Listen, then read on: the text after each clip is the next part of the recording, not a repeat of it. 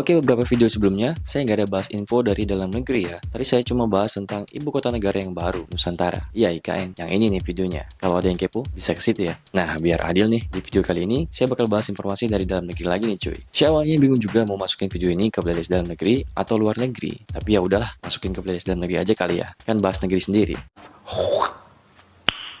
Nice. Oke teman-teman, jadi kali ini kita bakal bahas soal kisru Indonesia dengan Korsel nih, perihal proyek bersama kedua negara ini. Proyek pembuatan alutsista nih, pembuatan pesawat KF-21 Boramae atau dalam bahasa Indonesianya KF-21 Elang. Tanpa berlama-lama lagi, langsung aja kita bahas perihal kisru Indonesia Korsel, yang kata Korsel nih, insinyur Indonesia ketahuan nyuri data penting pembuatan pesawat KF-21 ini. Stay tuned.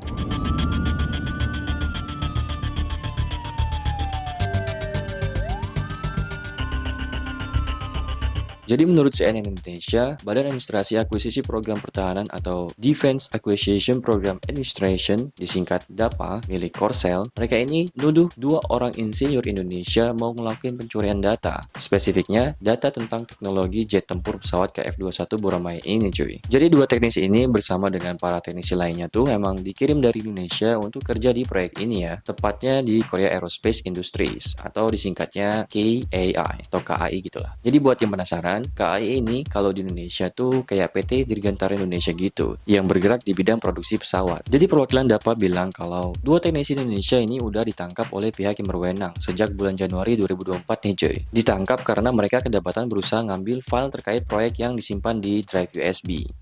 Iya, drive USB. Buset, data penting disimpan di drive USB ya? Lah, kok kayak aneh banget gitu. Kalau menurut teman-teman gimana? Masuk akal nggak kalau data penting kayak gitu disimpannya cuma di drive USB? Jadi kedua teknisi Indonesia ini juga dilarang ninggalin Korsel nih cuy. Nah, dan penyelidikan ini juga levelnya nggak main-main ya. Udah libatin Badan Intelijen Nasional, Badan Pengadaan Pertahanan, dan Komando Kontra Intelijen Pertahanannya Korsel. Udah tiga. Wah, kebayang nggak tuh? Berdua aja di negaranya orang, terus pastinya diinterogasi intens juga oleh badan-badan tadi tuh. Waduh.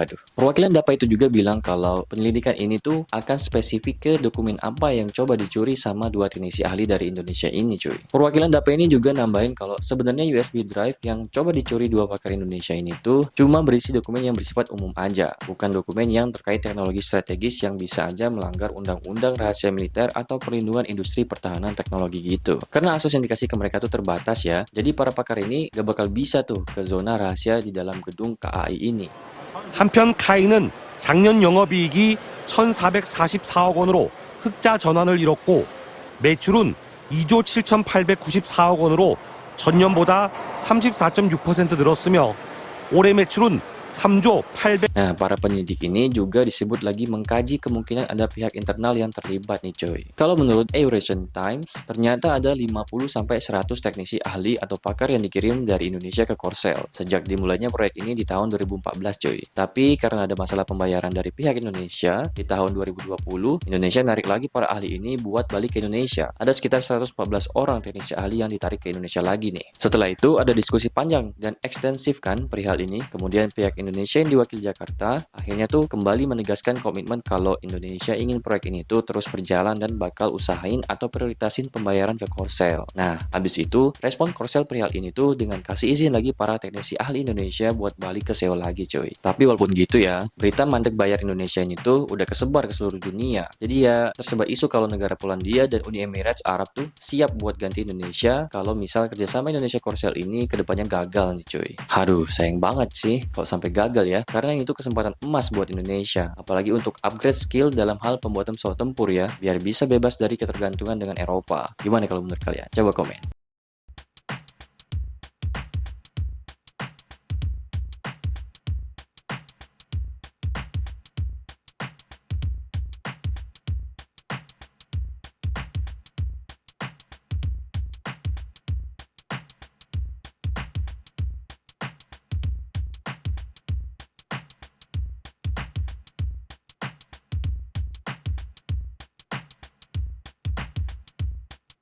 Nah terus, gimana tanggapan pemerintah Indonesia? Masih menurut Eurasian Times, pejabat Indonesia belum ngeluarin tanggapan resmi atas tuduhan tersebut. Eurasian Times ini juga udah minta tanggapan dari Kedutaan Besar Republik Indonesia di Seoul. Cuma sampai sekarang belum ada pembaruan yang diterima dari Kedutaan Besar. Jadi semua pihak masih wait and see nih. Tegang juga situasinya nih. Aduh, semoga gak getting worse lah ya. Kementerian Luar Negeri atau Kemenlu RI buka suara soal tindakan Korea Selatan yang menuduh insinyur Indonesia mencuri data jet tempur KF-21.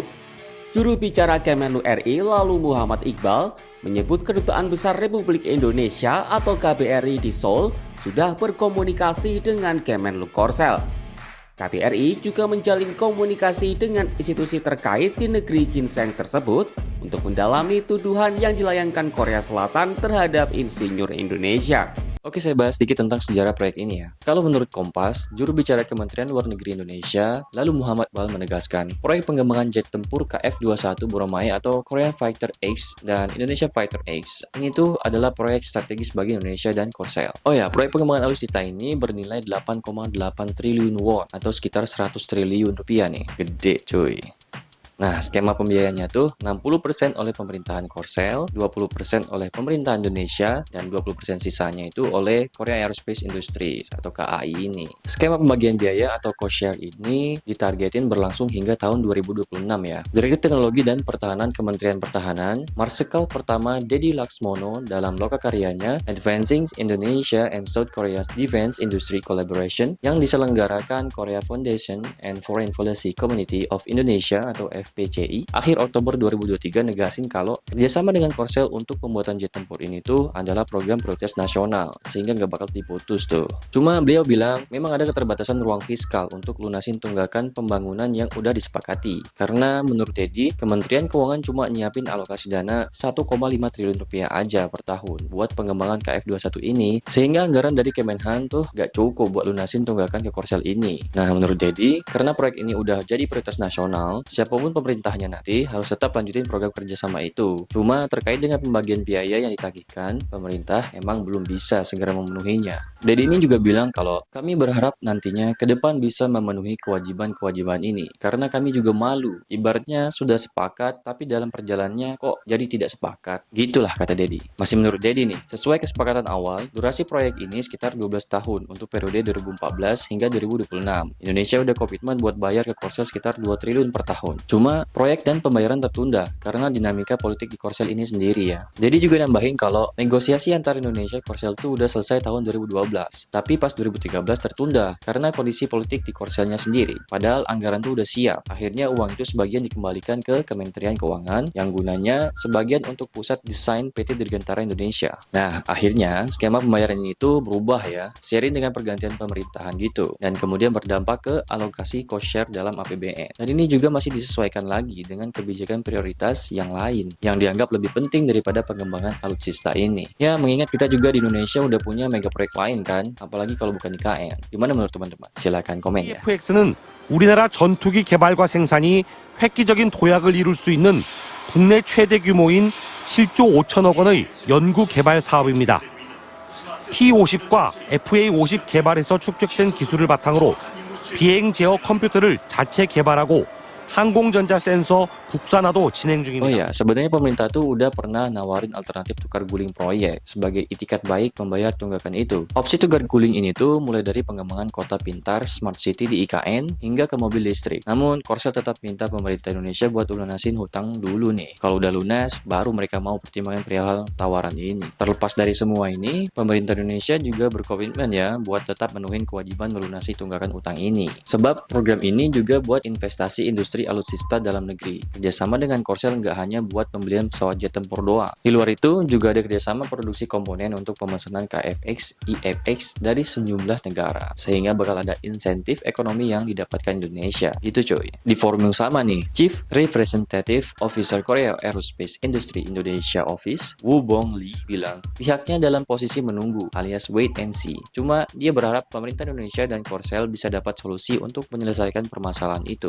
Apalagi Korsel udah invest besar buat pengembangan KF-21 ini, termasuk utang ke bank, gitu katanya. Terkait dengan isu dugaan pencurian teknologi oleh insinyur dari Indonesia ini, pengamat pertahanan Koni Rahakundini Bakri berpendapat kalau hal itu mengingatkannya pada kejadian tahun 2011. Jadi saat itu ada 3 orang yang ngambil laptop delegasi Indonesia dan diduga mereka tuh anggota National Intelligence Service atau NIS, Badan Intelijennya Korsel. Koni juga nambahin, jika benar tim KFX dan IFX Indonesia yang dituduh dan terbukti mencuri mencuri teknologi, maka kira-kira skornya 1-1 nih. Waduh, kayak lomba aja pakai skor. Tapi masuk akal juga sih. Jadi impas gitu kali ya maksudnya. Gimana nih menurut teman-teman? Coba komen ya. Oke, segini aja infonya tentang kisru Indonesia Korsel perihal pencurian data proyek pembuatan pesawat KF-21 Boramae atau KFX IFX ini, yang ternyata kisah di baliknya cukup pelik ya. Semoga semuanya cepat clear dan hubungan kedua negara tetap terjaga. Seperti biasa, jika ada yang ingin menambahkan, mengkoreksi atau menyanggah, bisa komen di bawah ya. Tekan tombol like-nya jika suka, jangan lupa subscribe dan share sebanyak-banyaknya karena sharing is caring. Jangan lupa juga klik tombol loncengnya biar nggak ketinggalan informasi-informasi menarik lainnya di channel saya.